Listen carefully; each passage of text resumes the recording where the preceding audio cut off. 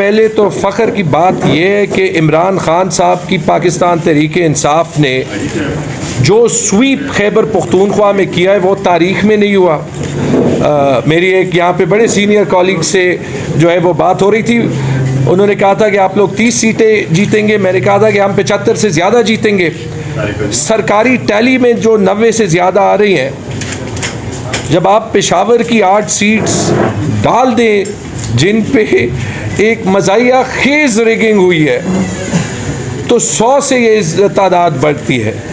ये कभी पख्तूनख्वा की तारीख़ में नहीं हुआ और पाकिस्तान के लोगों को मुबारकबाद है। और सिर्फ पख्तूनख्वा में नहीं, जिस तादाद में पंजाब में वोट दिया है, एक जो मेरी इंफॉर्मेशन है 170 और 180 के दरमियान नेशनल असम्बली की सीटें पीटीआई की पंजाब से, कराची से, पख्तूनख्वा से। पख्तूनख्वा में तो नेशनल असम्बली का क्लीन स्वीप है तकरीबन।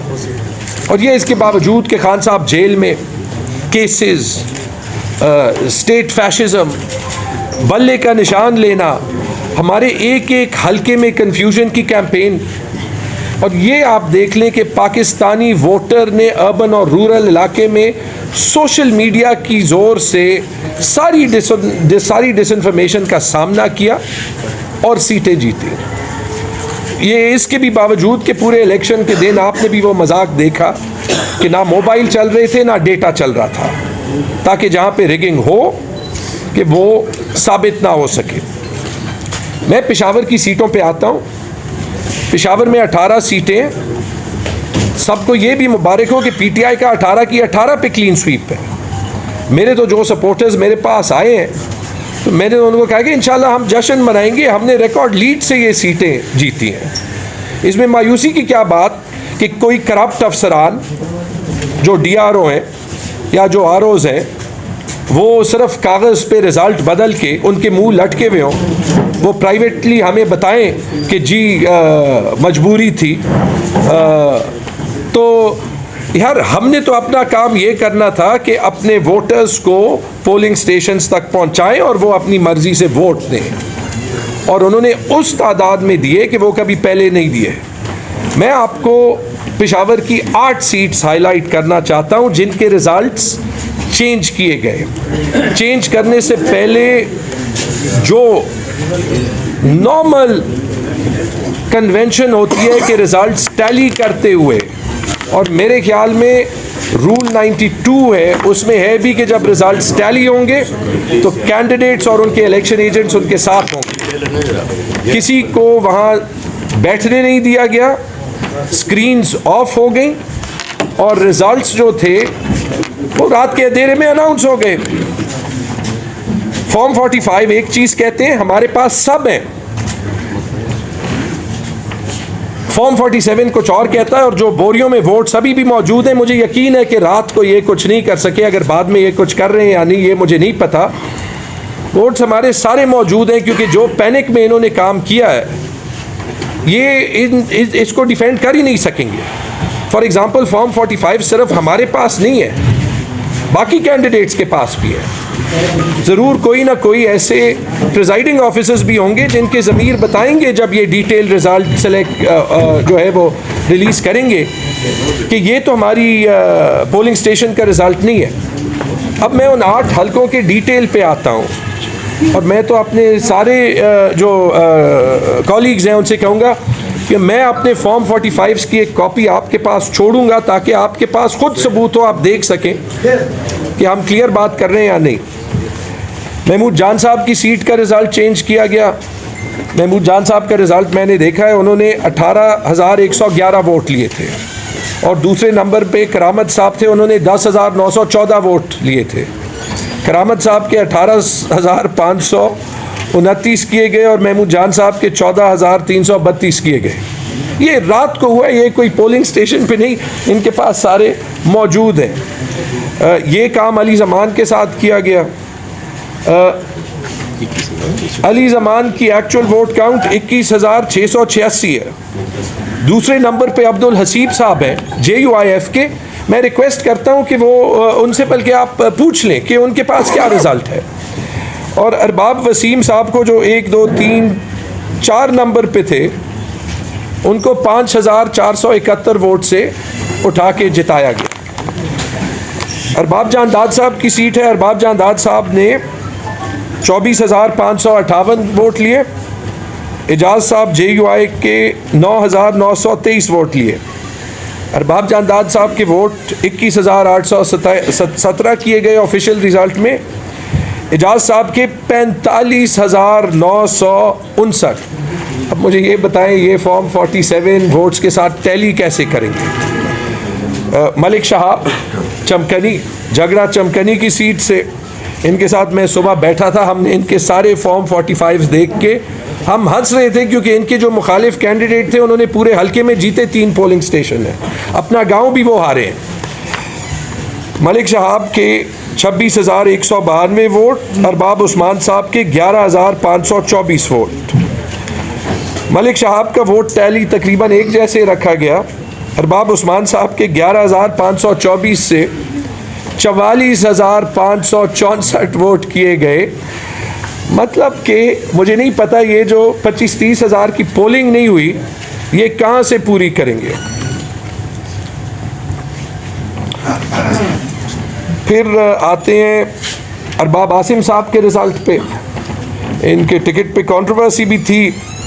आसिम साहब ने तकरीबन 20,000 वोट हासिल किए। कारी ज़ाहिर ने 5,331 वोट हासिल किए और वो आसिम तीसरे नंबर पे थे। आसिम के 17,125 को रिड्यूस किए गए। ज़ाहिर साहब के 5,000 से 22,559 वोट किए गए। रिक्वेस्ट करूंगा कि ये बाकी कैंडिडेट्स जो इन सीटों पे खड़े हैं उनसे पूछ लें। मुझे पता है कि यहाँ पे सब मीडिया को पता भी है, आप में से बहुत से लोगों ने बोला भी है। मेरी सीट, मेरे पास एक फॉर्म है, मैं आपको यहाँ पे कॉपी दूंगा। मेरा स्टाफ, चूँकि मैं ज़रा टेक्निकली ट्रेन करता हूँ, उन्होंने हर एक पे थंब प्रिंट्स भी लिए हैं, तो वो भी बाद में जो है वो नादरा से चेक किए जा सकते हैं। आपको पता है कि मेरी सीट जो है वो PTI की सीट है। मुझे लास्ट टाइम 15,500 वोट पड़े, इस बार मुझे 25,102 वोट पड़े।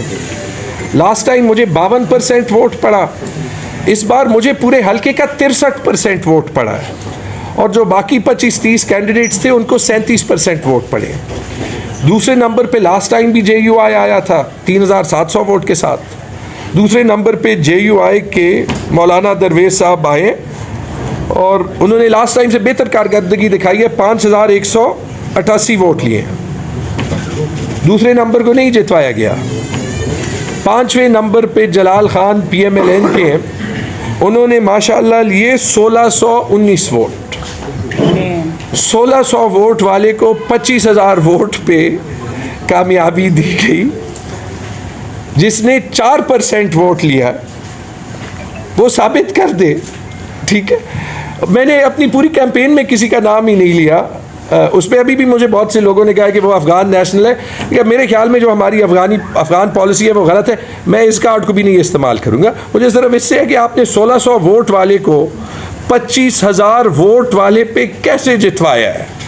4% पे तो ज़मानत ज़ब्त होती है। मेरे हल्के पे सिवाय JUI के कैंडिडेट के बाकी सब की ज़मानतें ज़ब्त हैं, तो जितवाया किस मुँह से है। वैसे मैं ये भी कह रहा हूँ कि अच्छा मुझे कोई ऐसे सीट देता ना, मैं तो माजरत करके कहता कि यार मैंने तो ऐसी सीट नहीं लेनी। फायरिंग करना और जश्न मनाना तो दूर की बात। PK 80 पे हमीदुल हक साहब के साथ ये हुआ। उनके फिगर्स अभी मेरे पास नहीं है, लेकिन वो भी ऐसे क्लियर बरतरी के साथ जीते हैं। कामरान बंगश साहब ने तो रिकॉर्ड वोट लिया है, 30,058। दूसरे नंबर पे डॉक्टर नवीद थे ANP के 6,081। 5 गुना की लीड थी। मेरी भी 5 गुना की थी, इनकी भी 5 गुना की लीड थी। अच्छा, नवीद साहब को नहीं जितवाया गया। तारिक अवान साहब, जिन पे आपने भी 7वें नंबर वाले कैंडिडेट को 4,000 भी नहीं पूरे हुए, 3,996 वोट से 20,334 वोट पे जो है वो लाया गया। और ये कहने की सीट पे भी ये किया गया, वहाँ तो बड़ा सिंपल था। साजिद नवाज साहब के ये NA 28 है, कम व बेश 65,000 वोट थे, और नूर आलम साहब के 38,700 वोट थे। साजिद नवाज साहब के 65,000 ही रहे। तो वहाँ पे मेरे ख्याल में आरओ को जल्दी थी, तो नूर आलम के 38,000 के साथ एक 1 लगा दिया उन्होंने, 1,38,000 कर दिया। ये तो मतलब कि ये मैं मीडिया को एक और बात करता हूँ, ये इनके एनए पे भी देखें, इसका तो मतलब इतनी जल्दी से किया गया। महमूद जान साहब का हल्का ले लें, अरबाब जान दाद साहब का हल्का ले लें, यही 2 हल्के हैं ना इसमें बाकियों के, ये तो वोट ही नहीं टैली करेंगे। और अली जमान मतलब कि इसका मतलब कि कोई 60-70 हज़ार लोगों ने एनए पे वोट डाला है, पीके पे नहीं डाला। अच्छा, आप आसिफ का हल्का भी देख लें, ये मुझे बता दें। अच्छा, आसिफ के भी 2 रिजल्ट निकले, एक में उनके पहले कम वोट थे, फिर कोई 1,20,000 हो गए, और शेर अली साहब का भी एक रिज़ल्ट निकला 50,000 का। मैंने इसको फ़ोन किया कि तुम्हारे 50,000 वोट हो ही नहीं सकते, 25,000 मैंने लिए, 40,000 कुछ ज़्यादा कासिम ने लिए। शेर अली साहब के अभी 82,000 वोट है, अब हो गए, अब 82,000 हो गए हैं कर दिया। जब आसिफ ने 1,20,000 लिए, तो ये कैसे हो सकता है कि नीचे कामरान के सिर्फ कितने 14,000 और मीना खान के 39,000, ये बाकी 70,000 वोट कहाँ पे गए? और ये जब आप टैली करेंगे, आपको कोई चीज़ टैली करते हुए नहीं नजर आएगी। ये अरबाब जान दाद साहब भी आ गए, इनके भी मैंने आपको रिजल्ट देख लिए। ये कोई रिगिंग विगिंग नहीं हुई। रिगिंग तो होती है, हमने रिगिंग होते हुए देखी है। कोई पोलिंग स्टेशन पे कब्जा कर देता है, कोई डब्बे भरता है, कोई जो काउंटिंग में है वो आपके वोट रिजेक्ट करता है। इलेक्शन डे रिगिंग की मैं बात कर रहा हूँ। जो आपको कागज़ मिलता है वो फिर नहीं बदलता। ये कागज़ वैसे के वैसे ही हैं। मुझे ये नहीं पता ये अभी लगे हुए या नहीं लगे हुए, और ये कागज़ हर सीट पे 15-15, 20-20 कैंडिडेट्स के पास मौजूद है, और बस सिर्फ ये फॉर्म 47 में चेंज किया गया। इसलिए हम अदालत गए, हमने अदालत में भी स्टे लेने की दरख्वास्त की। इंशाल्लाह मंडे को हियरिंग होगी। हम सब के जो है वो रिप्रेजेंटेटिव्स इलेक्शन कमीशन भी जा रहे हैं। मेरे इलेक्शन कमीशन में इस्लामाबाद में कागज़ दर्ज हो रहे हैं। अच्छा, हमारे आरओज़ गायब हैं, मिसिंग पर्सन, तो उनका भी अता पता नहीं चल रहा।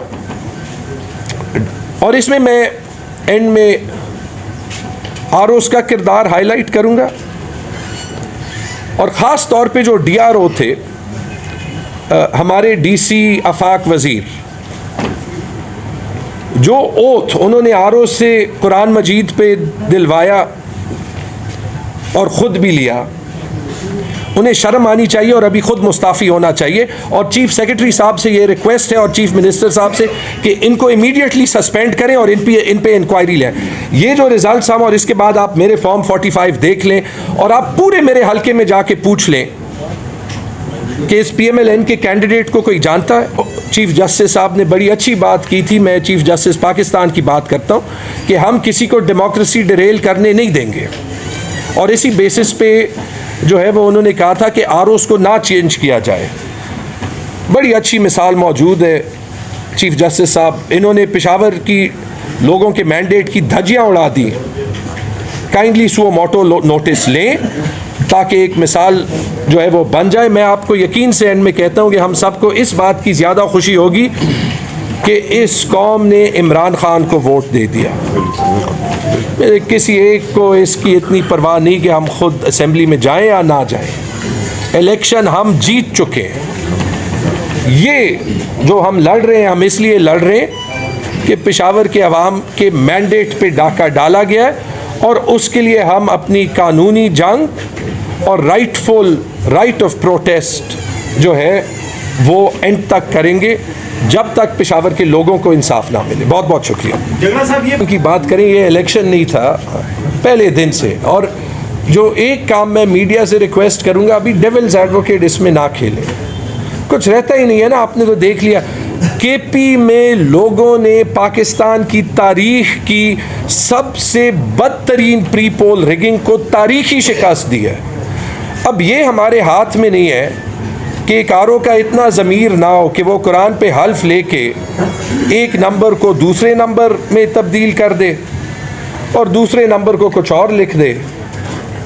तो ये आप हमें बताएं। पाकिस्तान की आवाम का तहे दिल से मशकूर हूँ कि जिस ज़बरदस्त तरीके से पाकिस्तान तहरीक इंसाफ के उम्मीदवारान को कामयाब कराया, और मैं इस प्रेस कॉन्फ्रेंस में जिन आरओज़ ने और जिन DROज़ ने आईन पाकिस्तान की जो कुल्लम खुला खिलाफ वर्जी की है, आईन पाकिस्तान का इब्तिदाइया प्रियम्बल ये है कि हक़ हुक्मरानी अवाम के मुंतखब नुमाइंदगान को दी जाएगी। यहाँ पे फॉर्म 45 जिन जिन हलकों के पहुँचे उसके अगेंस्ट जो रिज़ल्ट्स फॉर्म 47 दिए गए और रात के अंधेरे में बंद कमरों में जो मीटिंगें हुई, जो जूम मीटिंग्स हुई, वहाँ पे मैंने 570 वोट लिए और मलक तारिक अवान ने सिर्फ 11 वोट लिए।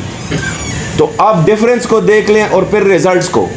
चेमी गोया ये हैं कि आरओ साहिबान, इल्ज़ामात ये हैं, प्रोपेगेंडा ये है कि आरओ साहिबान ने बहुत बड़े बड़े अमाउंट्स में पैसे बटोरे हैं। एक तरफ कैरेट था, दूसरी तरफ स्टिक था। पैसे भी लिए गए हैं और साथ ही साथ उनको मजबूर भी किया गया है। ये मामलात आपके सामने भी आए हुए हैं। यहाँ पे मेरे वोटर्स भी मौजूद हैं, जर्नलिस्ट में बहुत बड़े वोटर्स हैं हमारे, उन्होंने कैंपों का दौरा किया, वो वीडियोस हमारे पास मौजूद हैं। जिस उम्मीदवार को जिताया गया उसका कैंप ही नहीं था, उसके पोलिंग एजेंट्स ही नहीं थे। तो ये सारे मामलात हुए हैं, एक मजाक बनाया गया है इलेक्शन प्रोसेस को। हामिदुल हक साहब ने वोट्स लिए हैं 24,000, अरबाब ज़रक साहब ने लिए हैं 9,000 और ऑफिशियल रिज़ल्ट में अरबाब ज़रक साहब को 22,000 वोट दिए गए। हर हलके में ये मामलात हुए हैं। मेरी आपसे गुजारिश है, ये सवाल पूछा जाता है कि आप क्या करेंगे, ये बार बार ये सवाल पूछा जाता है।